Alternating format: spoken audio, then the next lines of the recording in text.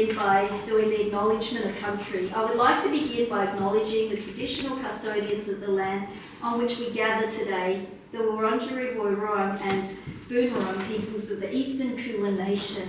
We recognise their enduring connection to this land, its waters and communities. We pay our respects to their elders past, present and emerging, and we extend our respect to all First Peoples here today. So I've got a brief introduction of Amra's work. I just want to talk about Amra as my friend of a decade.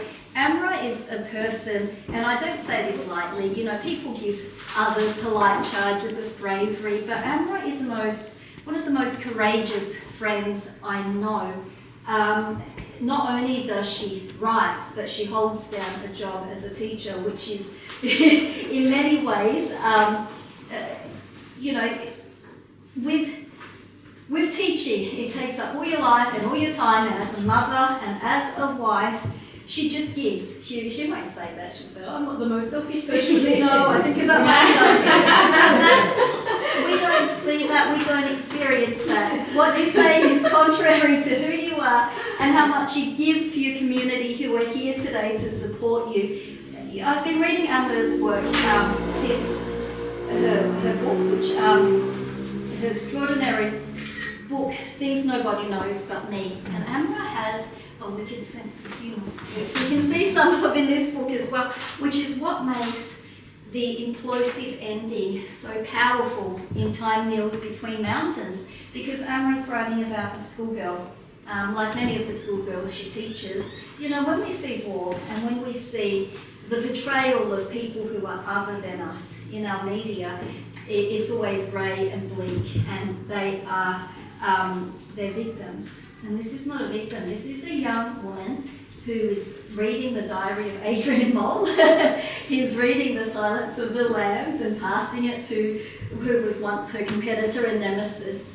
And in this book, it's populated with, I was so touched that the journalist who visits is a half Asian journalist. It's populated with tiny details we can all relate to. The joy of having Tabasco sauce on really plain food, you know, a mother suffering from diabetes, and the era it's set in 1992 to 1996. When we think about living through this era in Australia, there's a time in popular culture, The Simpsons, Tom Hanks, Madonna, you know, Home Alone, and yet it's also the scene of Time Kneels Between Mountains. So Time Kneels Between Mountains is about a town where survival is a daily battle, and there are those who seek justice. Overnight, Sika Tulak's life as a regular teenager is upended as Srebrenica, her once peaceful town, falls under siege, and she faces starvation, shelling and sniper attacks. When desperately needed antibiotics and food disappear and are sold on the black market,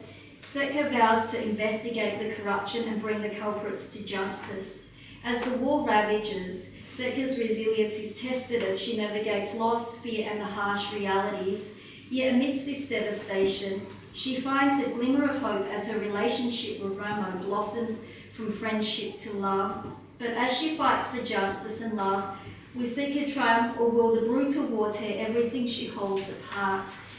What I love about this book is the characters are so human. They're not Serbian, they're not Bosnian. They're humans, they're best friends. They're people you have crushes on, their parents, their fathers, their daughters, their mothers and their sons. And Kirkus Review, which is really well respected in America, said this of Amra's book: devastating descriptions of the gory consequences of war are the standout scenes here. Still, Setka experiences moments of beauty and joy, all lushly described, an assiduously researched, clear-eyed depiction of genocide. So my friend, who I'm really proud to know, who has taught me so much about resilience and courage in my own life, is an award-winning author, educator and PhD researcher who won a major prize for her PhD recently. Of Bosnian heritage, explores how fiction represents the Bosnian genocide. She won the 2009 Melbourne Prize for Literature's Civic Choice Award for her debut novel, The Good Daughter, which was re-released in Azerbaijan's Dilemma by Pishkin Press.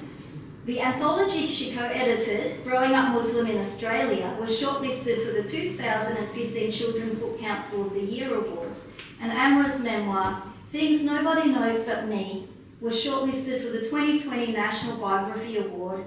She is the author of the Sassy Saints series, which are all set in St Albans, hence Sassy Saints. Oh. Yes, so these are very local books. And the Sekha Torlak Historical Mystery series, beginning with this book we're launching here today, Time Kneels Between Mountains, and the companion essay collection that examines the legacy of the 1995 Srebrenica genocide. And she is going to be joined by our very good friend, Demet Divaroren, who is going to officially launch this book. Demet is an award-winning author of Living on Hope Street and a co-editor of the Children's Book Council of Australia's shortlisted anthology Growing Up Muslim in Australia, which she co-edited with Amra. Her work explores multiculturalism, cross-cultural relationships, racism, injustice, and what it means to be human, with her devastatingly beautiful book, Blood Moon Bride, which marks her second novel. And I encourage you, if you haven't read it, to read this book. And so I'm going to pass it over to you, Demet.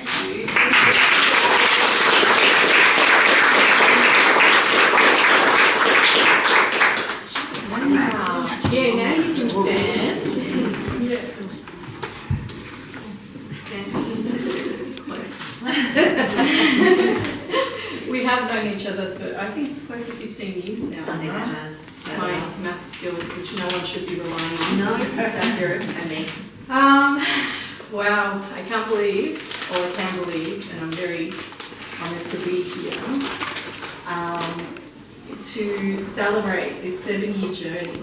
7 years, I think that deserves a round of applause.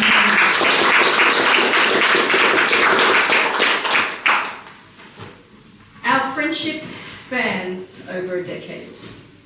Years of professional collaborations, adventures with our children, celebrations, commiserations, and cheerleading. And I am so proud to share in this day and achievement with you. Your tenacity, passion, and dedication to your craft, along with your take no shit, is inspiring. I had to tone it down there, although there's no children around, but anyway. We are here to celebrate your beautiful book, Time Kneels Between Mountains.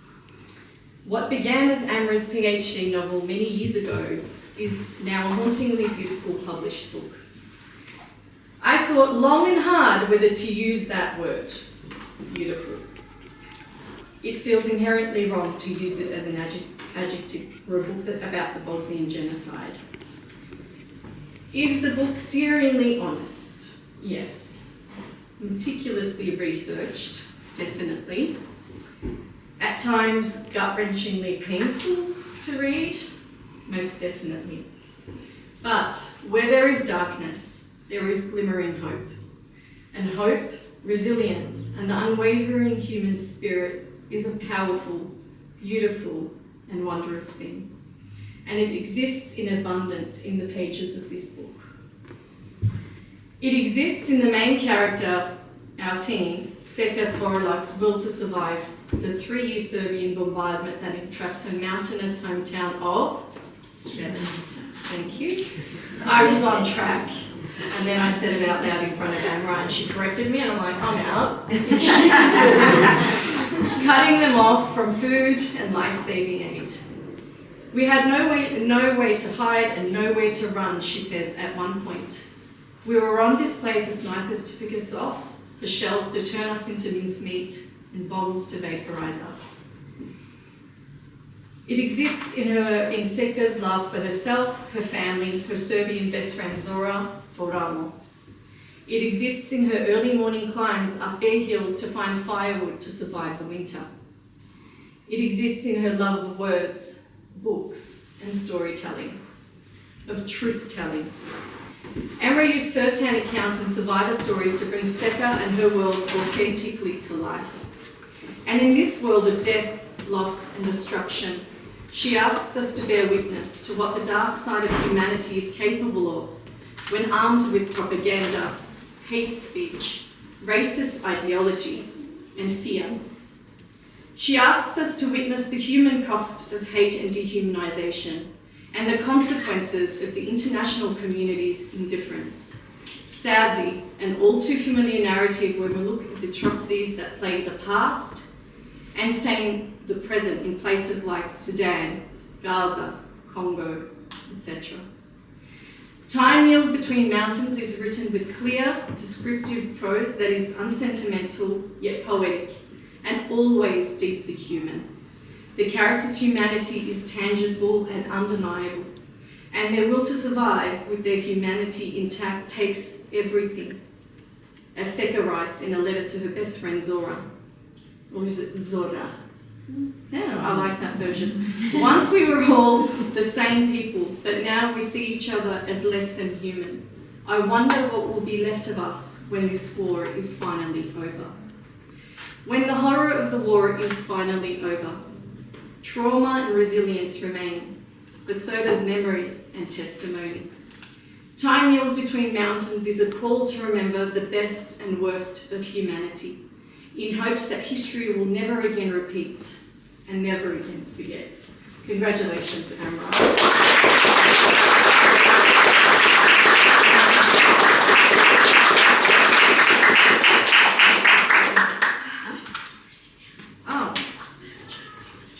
Let's have it. Are you in the mood? Should I do a reading? Yes. All right.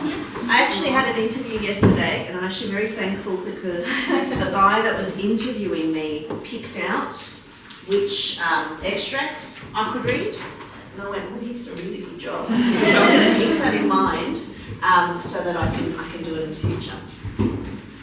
Life had become a series of monotonous moments of starvation and boredom, interspersed by shelling from the Chetniks on the hills surrounding us and the bombs falling from the sky. They controlled the borders, and there was no aid coming in or out. I had become used to the cramps in my stomach, but my mind hungered for a respite from my life. My only escape was the pages of a book, and the only books were from the school library. Before the bombing, Emir and his friends regularly raided the library and exchanged books. I was the recipient of his generosity, but I grew bored of reading his books. When I had planned my raid, I'd been excited about doing something daring like my big brother. Now that I was standing in front of my former school, all I could think about was my life before the war. I wanted to scream at the stupid girl I used to be, the one who had spent hours counting down the minutes until the end of the school day. Now, what I wanted most in the world was to be an ordinary schoolgirl and have a regular mundane day.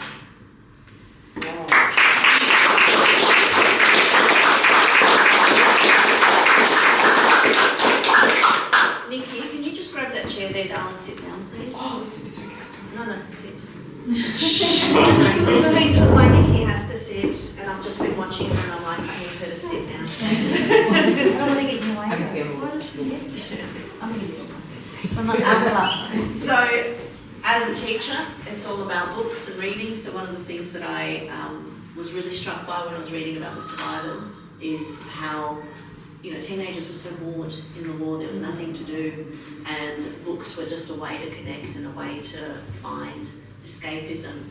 And in this scene, they're willing to risk their life to go into the former school to search for books and risk being bombed by aeroplanes that are constantly circling. And so that was something that I really was like, I really want to get that. But also as a teacher, I'm like, of course, reading.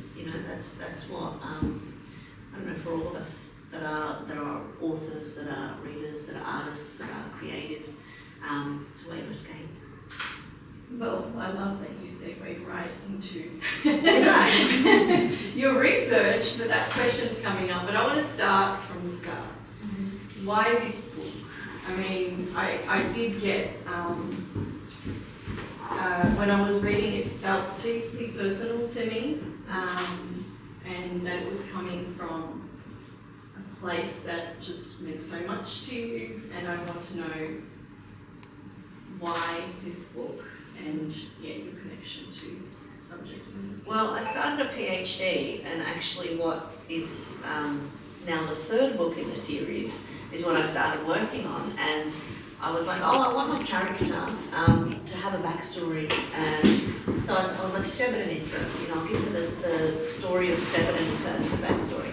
So I started doing research, and as those of us who are into research, you kind of fall into a dark hole, and you just kind of keep researching, and so I kept researching and writing, and I remember going to my supervisor, Paddy O'Reilly, and going, oh my gosh, this is supposed to be just a few flashbacks, and now I'm at 40,000 words. I'm like, this is getting too long. Wow. And she went, this is the book.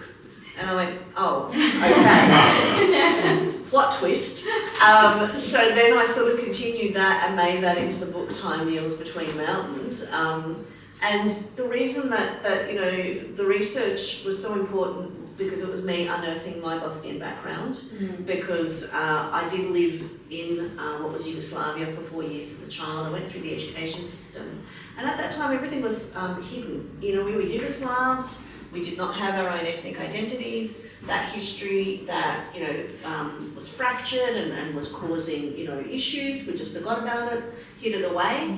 And so for me it was reclaiming my history and sort of understanding who Bosnians are, what happened and all of that. But also just the people of Srebrenica, like the survival, the hardship, the endurance, this town, like at that time Sarajevo was getting a lot of attention, and there was a lot of international press that was covering Sarajevo, there were a lot of international organisations that were supporting and helping, but then there were these enclaves like Srebrenica and another one called Sherpa that were hidden away, completely isolated, inaccessible.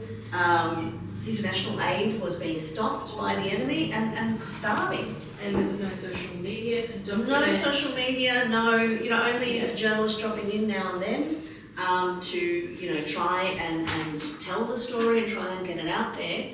And, there was a lot of propaganda, a lot of denial, like there was a lot of, as we see even now in the media, when there's genocide denial, during this war it was ethnic cleansing, because if international organisations call it ethnic cleansing and not genocide, then they are not legally obliged to do anything and to intervene. So it's all about the language and all about positioning and all about the way that, the story is being packaged in a sense. Yeah.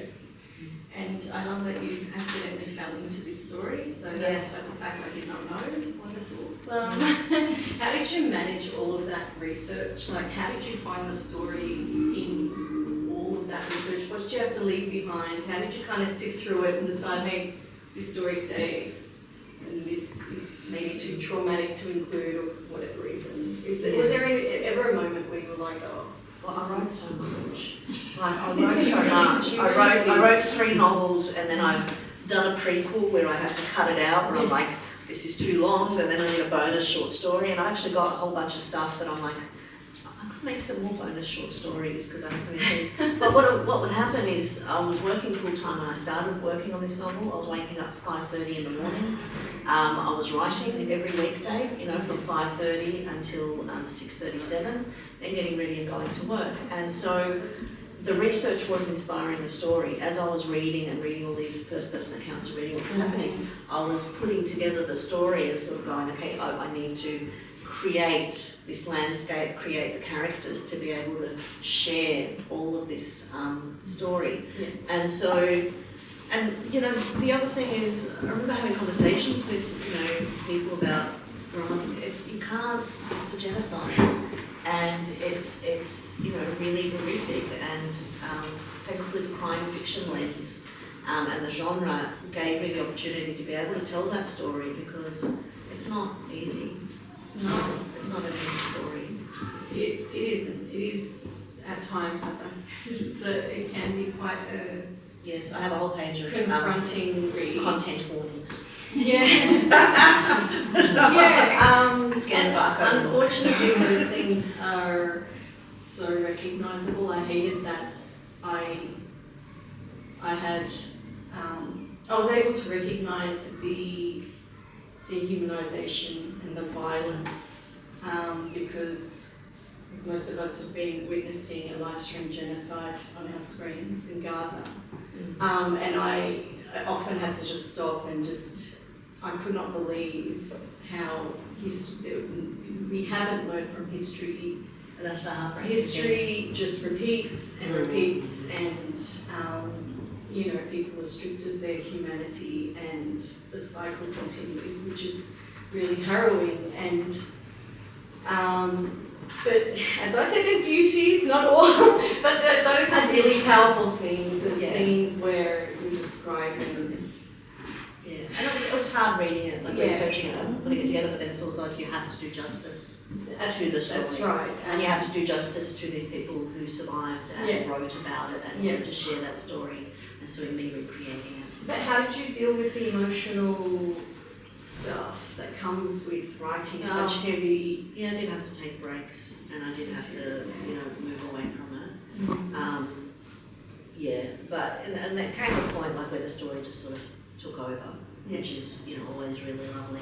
Yeah. As a writer, because we work and work and work, and then just suddenly it's like, oh, look, it's flowing. And that's with any art, where we just keep practicing and practicing, and it gets easier. Yeah. So, but then also I had to package the history, because I was doing my PhD, but it's a literary focus.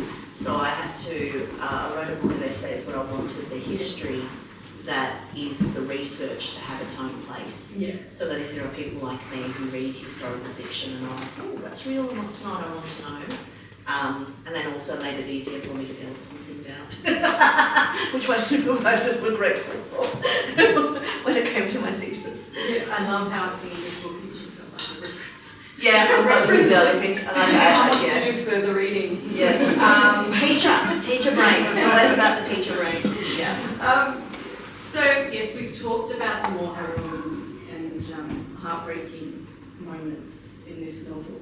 But I want to talk about also the moments of light and the humanity that exists in your characters, and especially Seka. Now, I felt like you might have just subtly, not so subtly, channeling a little bit of your rage through her. You're shocked by that. I loved it when she was like really getting fired up and just questioning the world and trying to find a way through this violence and trying to make sense of things and trying to survive. And there was one scene where I think it was a piece of bread. Now they're starving. There's no food. People are desperate, and there's a moment where they miraculously find bread. And I just laughed so much. I remember the scene where her mum, I think, wants to give the refugees next door a loaf of bread, and Seka just turns absolutely like rabbit dog. Feral in that moment, and just grabs the bread, and her mum's shocked. Like Seka, we need to not lose our humanity, which is just so. It's so when you're starving and you've got everything stacked against you. Yeah. I can't even, I'm hungry for 5 minutes and I'm hungry, honestly. So I can't even begin to imagine, but she just starts acting, what does she do? She just starts... She's like, this is my brain. Not barking, but she just made this kind of feral noise, and it was just so... But that's also based on historical facts. I do not deny where it. They were they got food and among the family, where they're actually so hungry and so frustrated and so dehumanized that in the family, father and son are fighting over, did you get a fair, I feel like you cut that a little bit, and a bit more for yourself. And so just, that was, something that as I was reading, I was like, oh wow, that really captures that horror. Yeah, absolutely. But with a little bit of just humour, just a touch of humour, just a touch, which is within context when you get to know her character. So it's all within context, not a funny situation at all. But